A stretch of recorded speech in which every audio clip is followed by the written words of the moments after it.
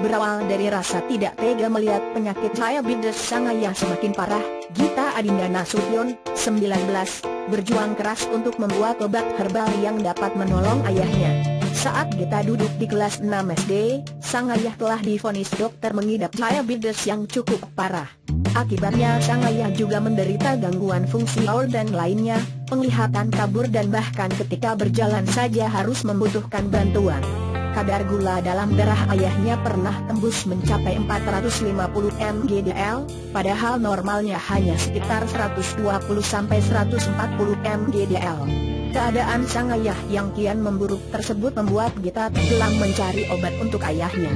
Hampir setiap hari sejak kelas 6 SD dia membaca buku tentang tanaman obat di perpustakaan. Pencarian Gita terus berlanjut hingga bangku SMP. Buku kesukaannya adalah karya Hembing Wijaya Kusuma tentang khasiat tanaman herbal, lalu dia lakukan eksperimen sederhana di rumahnya. Eksperimen buat ayah aku lakukan sampai 15 kali, waktu itu aku belum menemukan obat yang benar-benar berkhasiat, ujar gadis berkacamata tersebut kepada Brilliant Head. Eksperimen yang dilakukan kita mulai dari meracik tanaman ciplukan, mengkudu hingga tanaman mahkota dewa.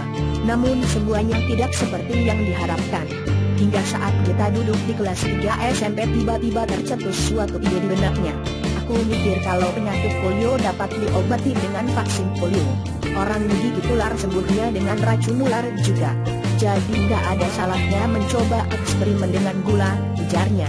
Setelah cukup lama mengutak-atik penelitiannya, akhirnya kita berhasil menemukan bahan campuran dalam senyawa dari gula tebu. Penemuannya tersebut dia namakan kolagit, kopi gula Gita, karena rasa serbuk obatnya tersebut memang seperti kopi. Saat kenaikan kelas 3 SMA obat, temuan Gita tersebut baru dipublikasikan dan diuji secara preklinis dan klinis di Lab Farmasi Universitas Sumatera Utara, USU. Hasilnya menggembirakan, 6 ekor tikus pengidap penyakit gula sembuh setelah diberikan kolagit. Ayahnya yang sudah meminum rutin obat tersebut sejak Gita menemukannya juga sudah dinyatakan negatif diabetes. Saat ini Gita sedang menempuh pendidikan di Fakultas MIPA USU. Jurusan tersebut dipilihnya karena keinginannya untuk menemukan obat-obat herbal untuk berbagai penyakit lainnya.